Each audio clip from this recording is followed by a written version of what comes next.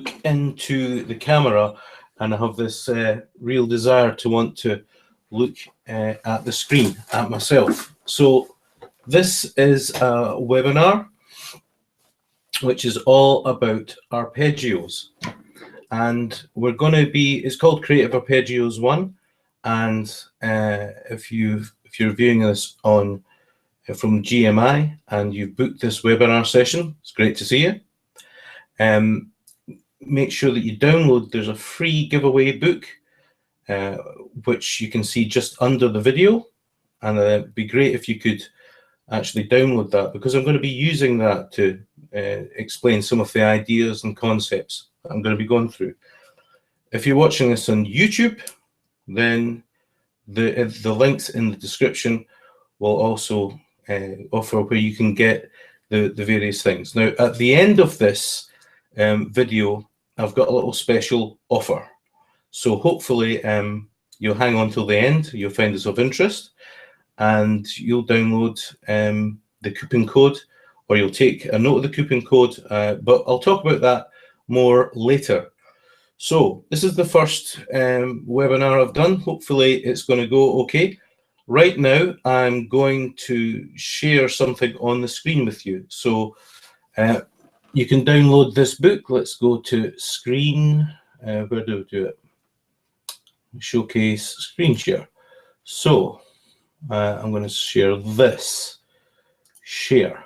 So this little book here is Creative Arpeggios. You can see there, and this is what we're going to be talking through in this webinar. So if you're a guitarist and you've had problems playing arpeggios, or if you want some new ideas playing arpeggios, hopefully this is the one for you. So download the Creative Arpeggio PDF there. I'm going to go through it. And first of all, I just want to talk about root notes. So you can see that diagram there. We're going to be looking at arpeggios in the key of A, or arpeggios based around A. You can see them there. And I'm just going to come over back to the screen here, and these are the three notes that we're going to be looking at with these arpeggios. This A here, fret 5, string 6, and fret 7, string 4, and fret 12, string 5. Okay, those are the three arpeggio roots, or those are the three roots we're going to be using for this, for a huge number of arpeggios that we're going to look at. And from those three arpeggios, you can actually play 7 arpeggios right up the neck. So let's go back to the screen share, and here we are. I think it was here.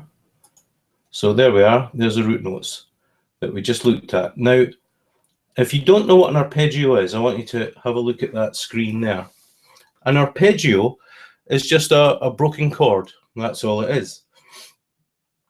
And basically, we stack notes up. So we've got it in C major here. You can see that we're harmonizing a major scale. You can download and look at this at your leisure. But fundamentally, arpeggios come from the root 3rd and 5th, in this case, of a major scale. And you can see further down there that we stack them up. So it makes the chords in the key of C major, D minor, E minor, F major, G major, A minor, and B diminished. Okay? Those are 3 note arpeggios. So I'm going to come back to this, and what I'm going to show you is in the key of A. So you may not know your A major scales. There's a whole lot of things I've got to take into account here, but assuming that you know this scale, that's an A major scale. See if I can get that in the camera better. We're going to go and take the root, the 3rd, and the 5th, as we saw in that PDF, and root 3rd, 5th, and then repeat it in the octave. And that actually creates a 2-octave arpeggio. I'm going to go back to that this here and share this with you, just so you can see that. So what I just played there was an A major root in the 6th position. Let's go up to 125. See this first one here? A major root, 2nd position.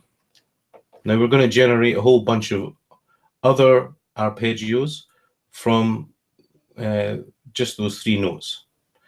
So you can see the second one, we start with the 2nd finger to finger 1. Just listen to those 2 majors. That's just 3 notes repeated. And then the octave. And then in the major root 6, 4th position. Now this is one of the things that I think a lot of people have problems with. They know maybe one arpeggio, you know, or they know one scale in one position. But you really do need to know your arpeggios in many positions. And that's what this PDF is going to give you. If we look at the next arpeggio, we've got an A major root in 6th position. I just want to explain something about position just now before we carry on, and that is your position is always 1 fret lower from where your 2nd finger is. So if my 2nd finger is on fret 5, I'm in position 4. And that's because many of the times we'll have to stretch. If we have to stretch a finger like that, then we would technically, if we took it from the 1st finger, we'd be moving position. We don't want to do that. So in the first arpeggio that you saw me play, my 2nd finger was over fret 3. That means I'm in position 2. And the arpeggio, as you can see and practice from the PDF, is played like this.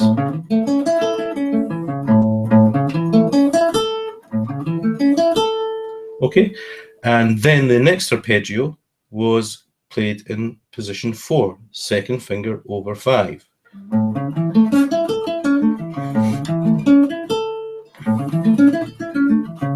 So it's important, again, just to reiterate that we know arpeggios in more than one position. So I'm going to go back to the sheet now, and we're going to look at the next arpeggio in the actual sequence. So here it is. This is this 3rd one here is A major root 6, 6th position. So that means our 2nd finger is over fret 7. And the arpeggio is a little different in that there's a string skip on string 2. Then skipping over string 2 to string 1. It's a bit awkward, that one, isn't it?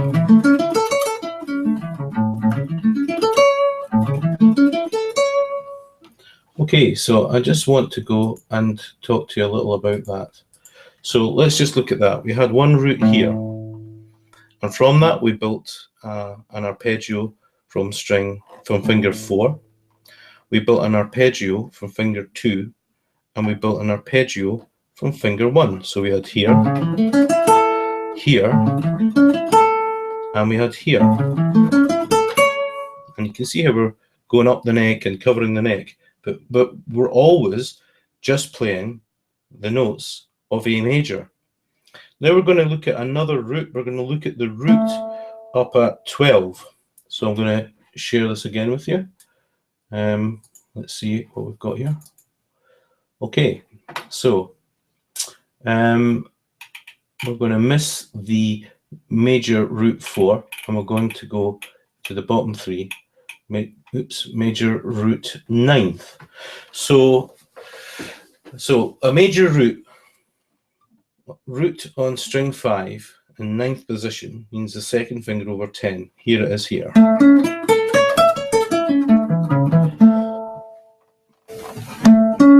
There's the 3 notes, the root, the 3rd, the 5th, and then the same again. This actual arpeggio is used a lot in sweep picking, by the way. I'll show you that when I come back. I just wanted to go over this whole concept of just having 2 roots but 6 positions. And then we've got the next one, A major, root 5, 11th position. So the second finger is on 12. Never go there. And finally, we have major root in where are we? We're going to have that. I've got 12th position there, but that's not correct, is it? So actually, it should have said 13.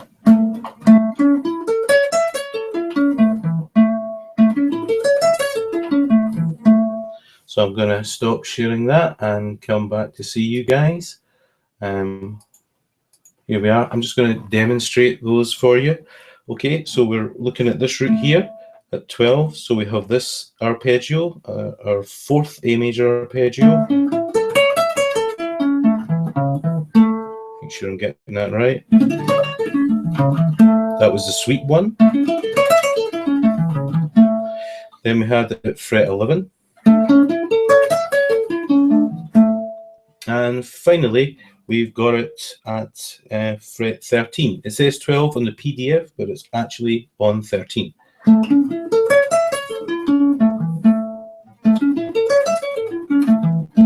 Okay, so that's 6 arpeggios, and there's 1 remaining from the PDF, which is this one here, from this root here. Just 1 arpeggio. So what we do is we've got finger 1 there, and then to 4.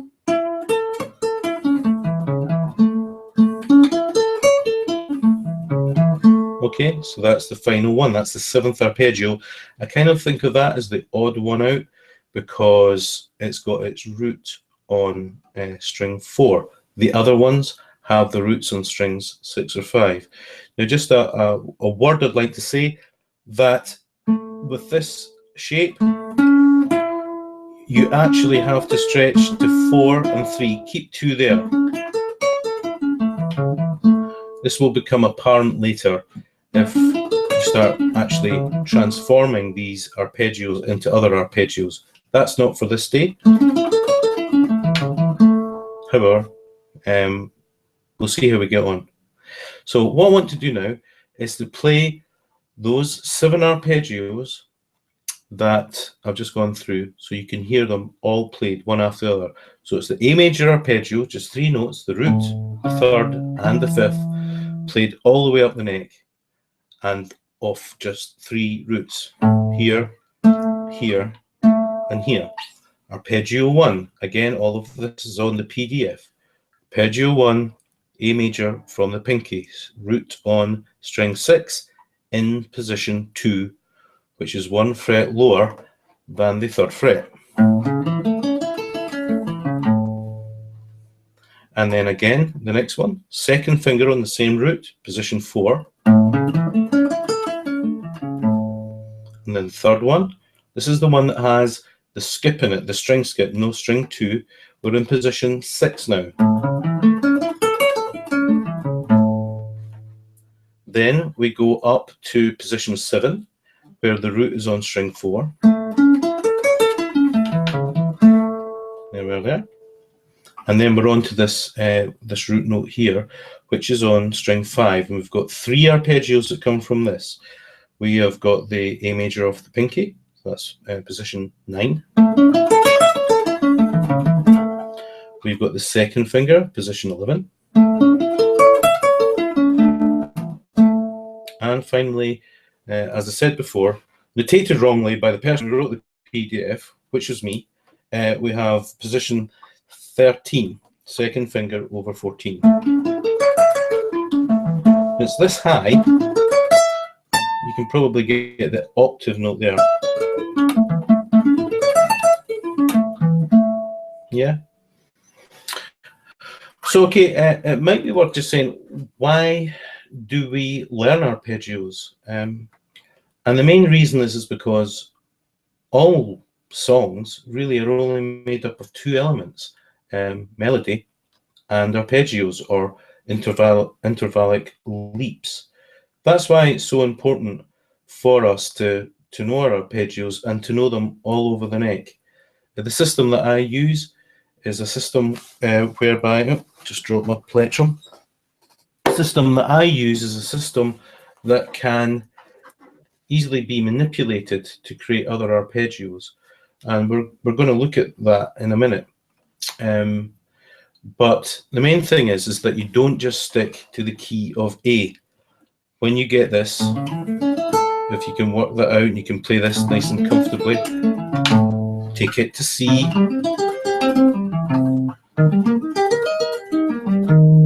and to E flat. Okay, so you're confident all over the fretboard. Okay, I'm now going to move on to the next topic on the PDF. Hopefully you've got that, and if you haven't got that, I would encourage you to go and download it. So I'm sharing the screen. That was just that theoretical concept about, well, it's about the harmonization of a scale. And I'm not going to go into that just now, but I do want you to look at this. We're going to look at just breaking the arpeggios down into 3 notes, and they will have the octave at the end. So I just want to talk a little about that. So what am I going on about here? Well, a lot of people tend to practice arpeggios. Let's see if I can get you more into the picture. A lot of people tend to play arpeggios from the root note all the way up, like that. And they learn them like that. But what you really need to do is to be able to play it down and, crucially, see the arpeggio within each register. And a register is just a fancy way of saying an octave. So that's a register. You're not always going to get the, and it's unlikely you get the option whereby you're going to actually just have, you're always going to have it from the root in one position. Melodies don't tend to be written like that. So what I wanted to do was, in this PDF, was give you an opportunity to actually learn just one register and with the octave at the top. So A major would be this. Okay. Now, what I'm going to go through is outlined in that free document that you've been given. Harmonize, a 3-note harmonization would mean, and I want you to go and look at the document to understand this, but the next arpeggio in the key of A major would be B minor. There it is there. So I'm staying in the same position. This is the important thing to notice. I'm playing A major there, I'm playing B minor there. Okay? And I'm playing C sharp minor there. So I'm harmonizing the scale. If you don't know what I'm looking at, you can look at that PDF, or you can go into the GMI channel and look at video 7 in advancing chord form, drop 2 voicings. I go into great detail there. You'll find all about it. But you can copy this. You'll get this. I'm sure you're going to get this. So we're going to play all the arpeggios in the key of A in one position. So there's A major, B minor, C sharp minor, D major, that's E major, oops, F sharp minor, G sharp diminished, and A major again. And we can put those together. Oops. Getting this all wrong, I'm thinking of the 7ths. A major, B minor, C sharp minor, D major, E major, F sharp minor, G sharp diminished, and then A major.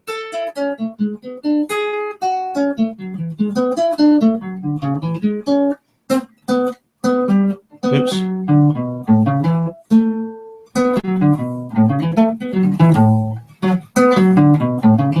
To practice that myself. So that was me going through the just a triadic formation.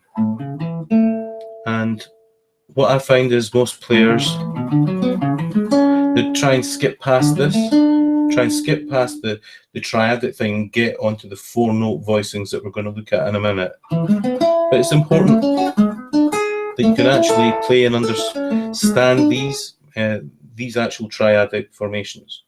And it gives you a very good sort of solid basis. Now, obviously, that's just in one position that I'm doing it.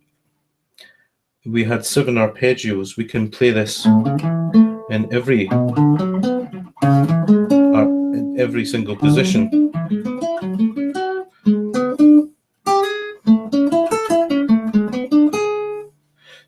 Up here.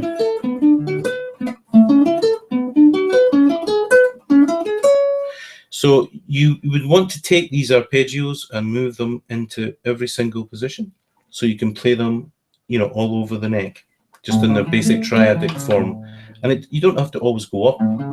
You come down, then up the next one, down the next one, up the next one, and so forth.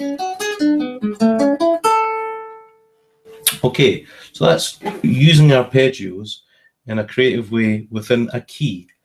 I now want to go on and talk about 4 notes. So those were 3-note arpeggios.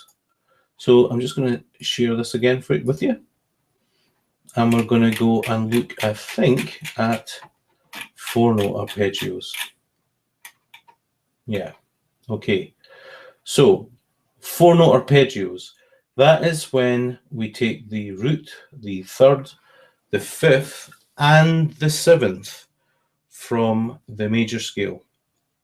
And you can see these arpeggios, and they're used all the time. And here they are, all in position 2.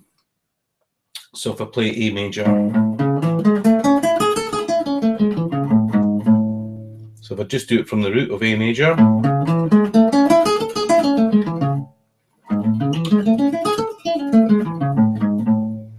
B minor,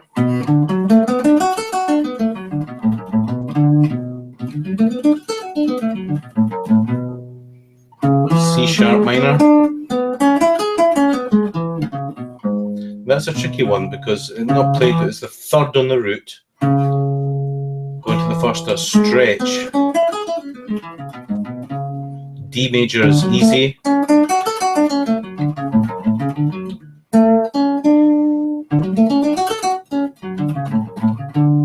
And I'll come down a little so you can see the rest of them. We've got E7. So I should get that for you. E7. F sharp minor. And then we've got the final one before we go back. You see it at the top there? G sharp minor diminished, C sharp minor 7 flat 5.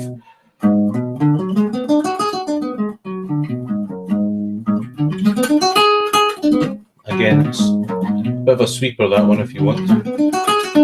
And then we would come back to the A major 7.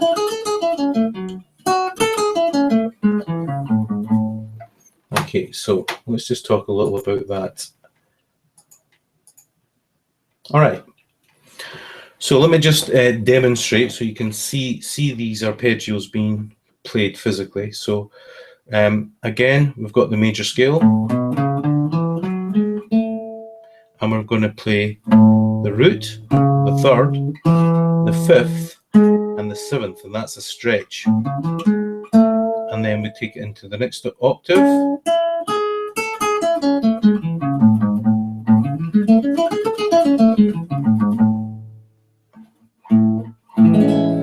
There's the chord.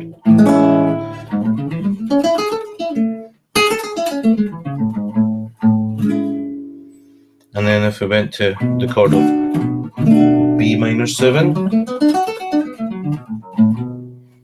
just get my hand up so you can see it.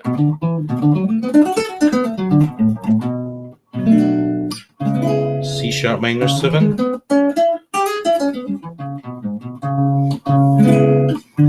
D major 7. And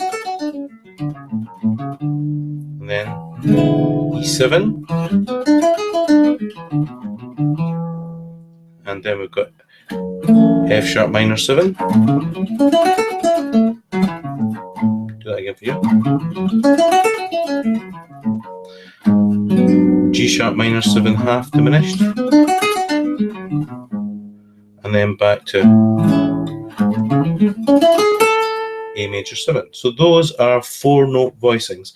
Again, these don't need to just be played upwards. You can just practice them in 1 octave, just like the last ones.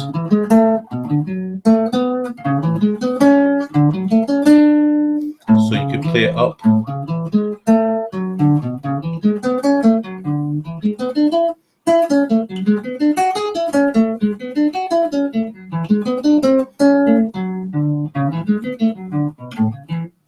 Oops. So that's me just mixing it up, mixing it around. So hopefully you can use that and then take them into, you know, other positions. The next position up would be exactly the same. The root, the third, the fifth, and the seventh.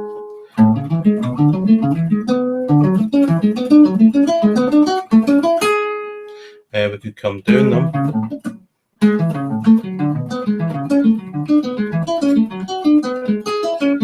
Or we could go down and up.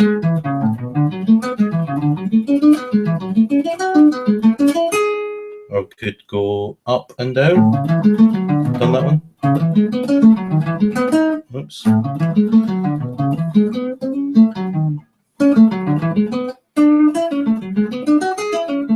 Okay, just going to take a little drink here.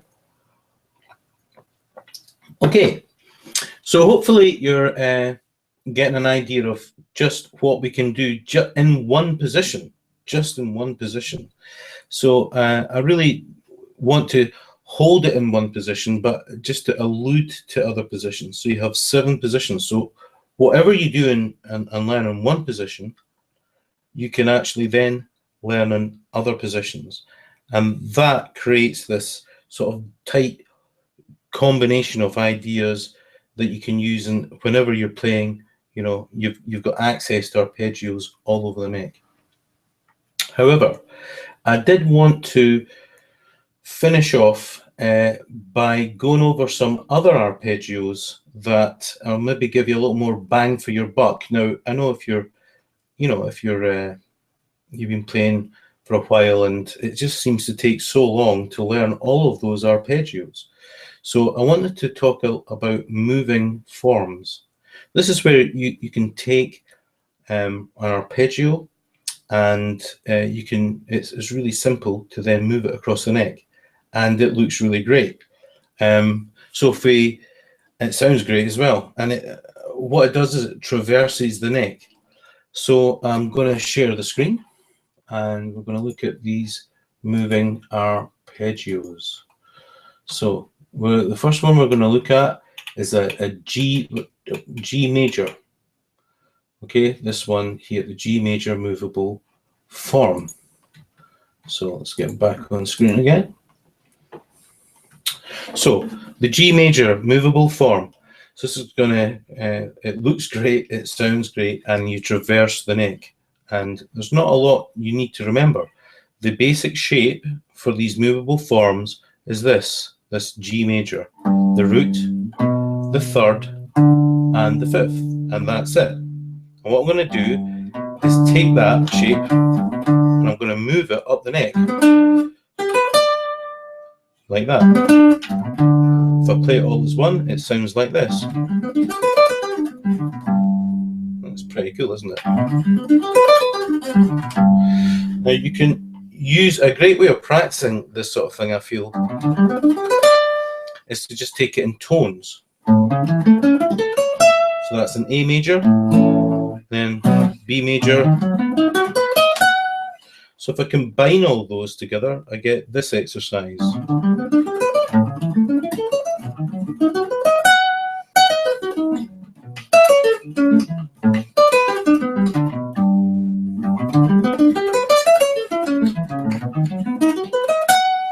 Okay, so that exercise, so remember, the basic unit of doing this is just really simple. The second finger on the string 6, fret 3, then the first finger, and then the fourth finger.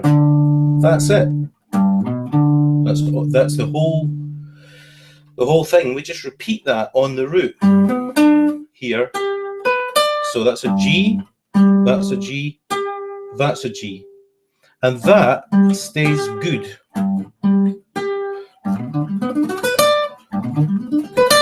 So when I move to another position, I'm using exactly the same pattern and distances. So that was A major, B major, combining the whole lot. So it is a wee bit tricky on with the pick. You've got to watch that. You know, down, and then you want to do an up. Let's see what I do here.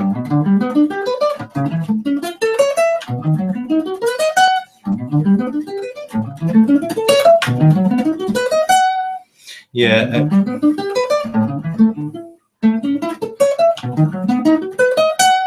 You're going to have to work with that, whatever you feel works best. I am actually keeping the alternate thing going at all times. So let's just recap. These this movable form can traverse you right across the neck, and we don't need to just stay in one position. To practice, we can take it up different places. Also, let's look at G minor. Okay, so here we have G minor here. This is also shown. So the basic unit is here, finger 1 in the root, finger 4 in the root, and finger 3 on string 5, fret 5, and it's like this. And then we're doing exactly the same thing. So that's G minor and over 3 octaves.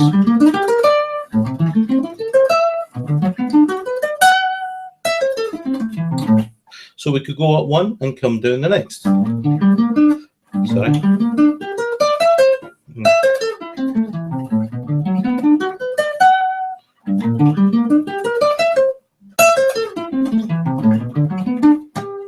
Dear. I'm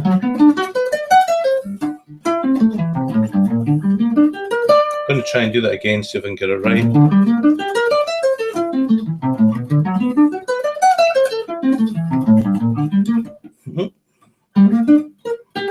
Almost. Let's try it one more time. See, it's quite. So I'm going up G minor, down A minor, up B minor.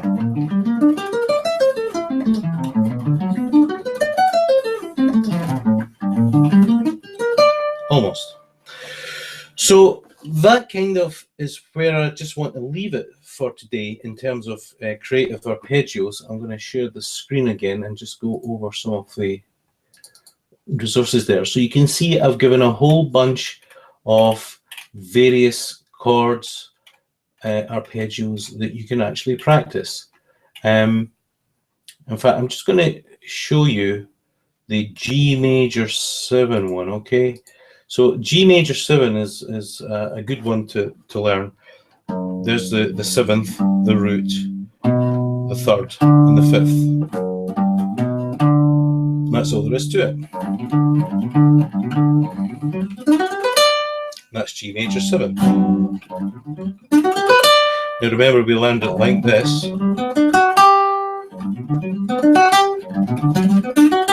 That takes us to there. We get an extra 2 notes because we've got more length up there.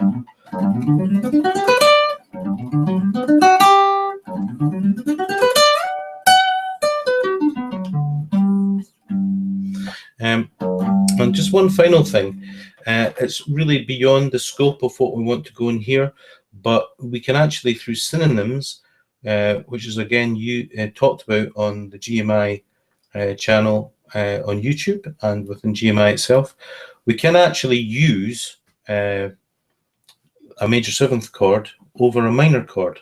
So the relative minor, for example, of G major is E minor. And if I use that arpeggio, the G major 7 arpeggio, I'm actually playing E minor 9, an E minor 9 arpeggio.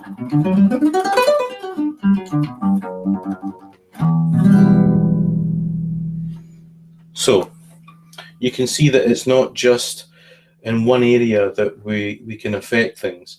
By learning the basic arpeggios, we can then use them in different ways. That's for another lesson. But I would just like to finish by, well, thanking you for watching this, and I hope you've got something out of it. I've kind of skipped over things, but I've hopefully given you enough demonstration to see how these things can sound and how you can practice them. Now, there is, I have created a small book. It's about, off the top of my head, about 12 pages or something like that. It's called Creative Arpeggios 1. And you can get a discount if you just type in Creative Arpeggios 1, the number 1, all lowercase, Creative Arpeggios 1. You'll see the link, whether you're watching this as a replay from GMI or you're watching this on YouTube. It will take you to the GMI shop. If you add the, you'll see the Creative Arpeggios 1 book. If you add that to your cart and put in with a coupon code Creative Arpeggios 1, you'll get a really good discount on that book, and it doesn't cost much anyway, so it's worth doing. And in the book, there's a whole range of ideas that I haven't outlined in this lesson for you to carry on and get more from your arpeggios in this position down here. I go through a whole bunch of exercises that I know you'll get a lot out of.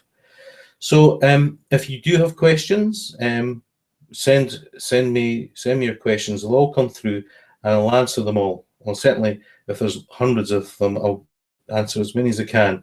And it's great to hear from people asking questions. So this is Jed Brocky from GMI. I hope you've found this useful, and I look forward to seeing you on the next webinar. So for now, thanks a lot and cheers.